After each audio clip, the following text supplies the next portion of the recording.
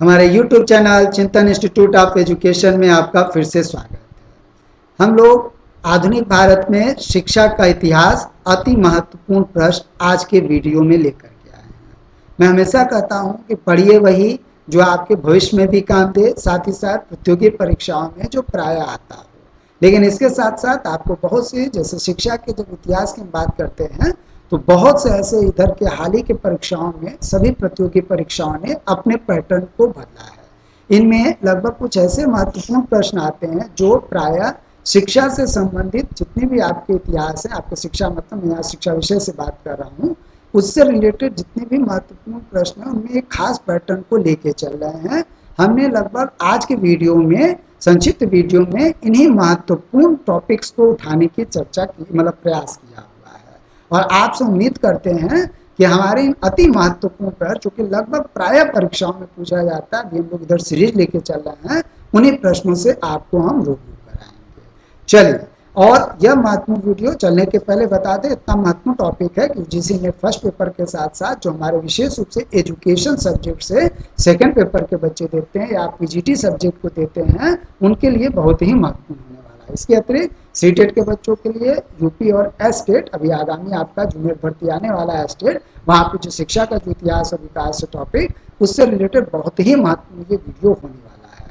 और बीएड और बीटीसी के जो हमारे बच्चे रेगुलर कर रहे हैं, वह अवश्य ये जाने कि शिक्षा का जो हमारा विकास और इतिहास है आपका किस तरह से किन किन महत्वपूर्ण पड़ावों की तरफ होकर के गया है, उनके लिए भी तथ्यात्मक रूप से यह जानकारी बहुत ही महत्वपूर्ण है।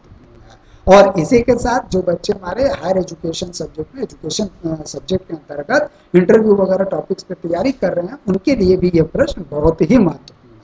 तो आइए, इतने देर न करते हुए, इतने महत्वपूर्ण वीडियो को हम देर न करते हुए सीधे टॉपिक पे चलते हैं। तो आज का जो टॉपिक है आपको बता दिया गया है। अब आइए इसमें हम लोग सीधे सीधे प्रश्न पर आते हैं। 15 जुलाई 1993 को अपनी रिपोर्ट शिक्षा बिना बोझ के, एजुकेशन विदाउट बर्डन शीर्षक से किस समिति ने प्रस्तुत किया?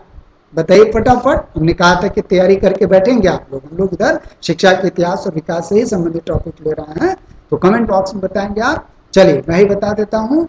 प्रोफेसर यशपाल समिति, इस पे हम लोग एक अलग से चर्चा कर चुके हैं इन टॉपिक्स पर, लेकिन ये प्रश्नवाचक रूप में आपको मेन टॉपिक्स को हम वहां पर केवल यशपाल समिति की चर्चा हुई थी, यहाँ इनके रिपोर्ट्स वगैरह पर चर्चा है।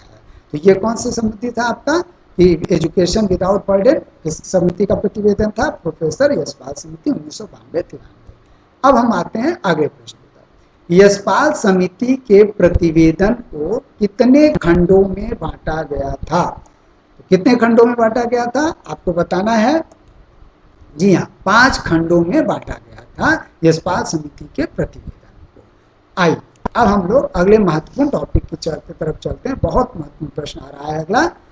करने के लिए सीखना, सीखने व करने के लिए समाज की ओर, learning to do towards a learning and working society, किस समिति के प्रतिवेदन का शीर्षक है? इधर मैंने आपसे कहा कि बहुत ही महत्वपूर्ण प्रश्न आने वाले हैं इस वीडियो में, और प्रायः इधर के परीक्षाओं में लगभग समितियों के रिपोर्ट के नाम भी पूछे जा रहे हैं जो प्रतिवेदन उन्होंने दिया।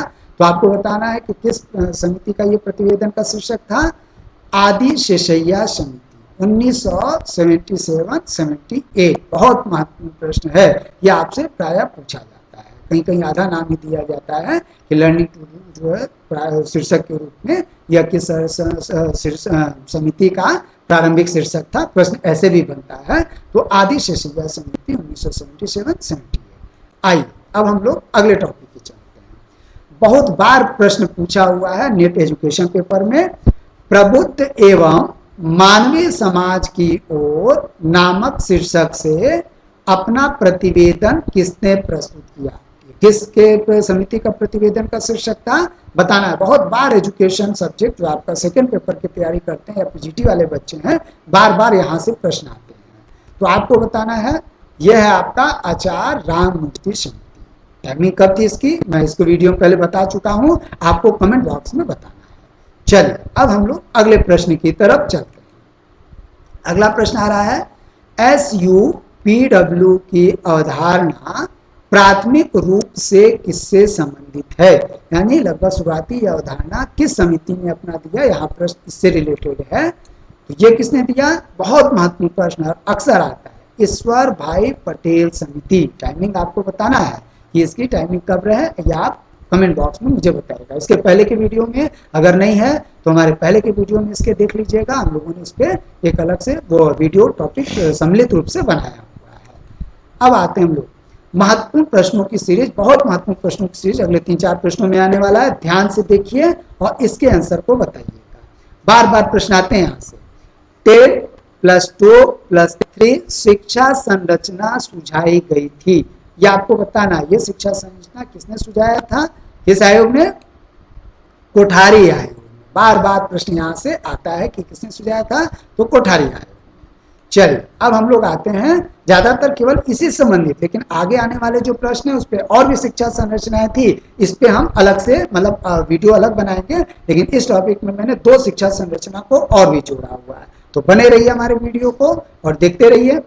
मुदालियर आयोग ने माध्यमिक शिक्षा की अवधि कितने वर्षों निर्धारित की थी, ये भी प्रायः पूछा जाता है। जब मुदालियर कमीशन से संबंधित प्रश्न बनते हैं तो यह प्रश्न लगभग बार बार आता है, ये ध्यान रखिएगा, इंटरव्यू वगैरह में पूछा जाता है, ये वहां तक के लेवल प्रश्न है।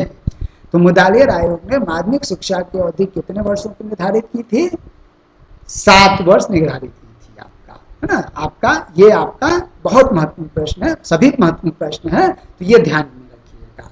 और इसको 2 भागों में कौन कौन से बांटा था, निम्न आपका माध्यमिक और उच्च माध्यमिक। तो निम्न माध्यमिक में कितने थे, उच्च माध्यमिक में कितने थे, या आप मुझे रिपोर्ट पढ़ के बताएंगे या अच्छी बुक्स को पढ़ के बताएंगे, नहीं तो किसी अदर वीडियो में हम लोग इस पर चर्चा करेंगे।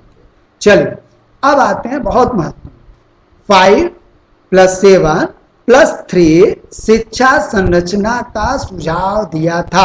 हम लोग ज्यादातर इसी सुझाव को जानते हैं। अब हमने कहा कि 2 और सुझाव पर चर्चा करेंगे, तो उसमें क्या है, 5 + 7 + 3 शिक्षा संरचना का सुझाव दिया था। फटाफट बताइए आप लोग। यह सुझाव दिया था मुदालियर आयोग ने। मैंने अभी इसके पहले वीडियो में बताया, संकेत कर दिया था कि 7 वर्ष की माध्यमिक शिक्षा, 5 वर्ष की प्राथमिक, माध्यमिक और उच्च शिक्षा, इन्होंने इस शिक्षा संरचना का सुझाव दिया था।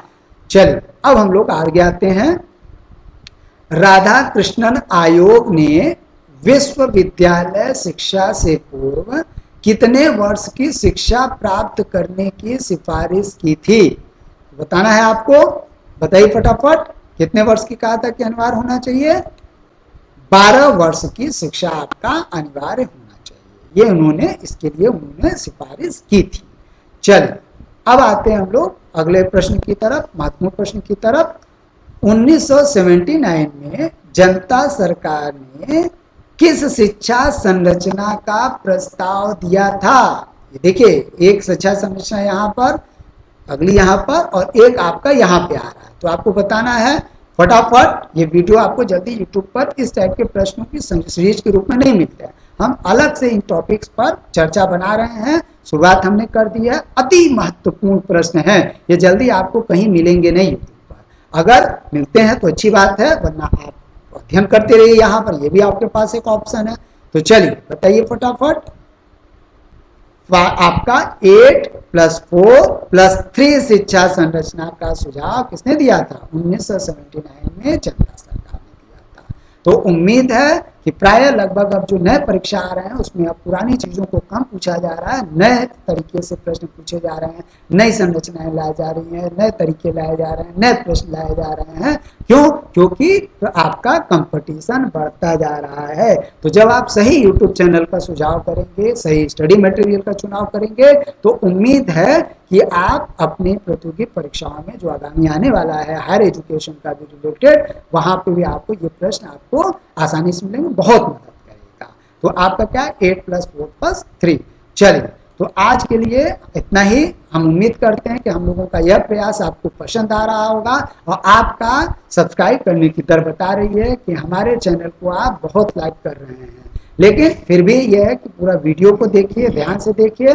हम लोगों का हमेशा उम्मीद इतना रहता है कि आप पसंद करेंगे और आगामी परीक्षाओं में हो सकता है कि आपके बहुत काम आए। तो हमने तो भाई प्रयास कर ही रहे हैं, तो इसके लिए हमारे चैनल को आप सब्सक्राइब करिए और इस वीडियो को ज़्यादा से ज़्यादा मित्रों तक शेयर करने की कोशिश करिए। खुद भी लाइक करिए और उन्हें भी लाइक करने के लिए प्रेरित करिए। आज के लिए इतना ही, मिलते हैं कल हम लोग एक नए टॉपिक के साथ। तब तक के लिए धन्यवाद।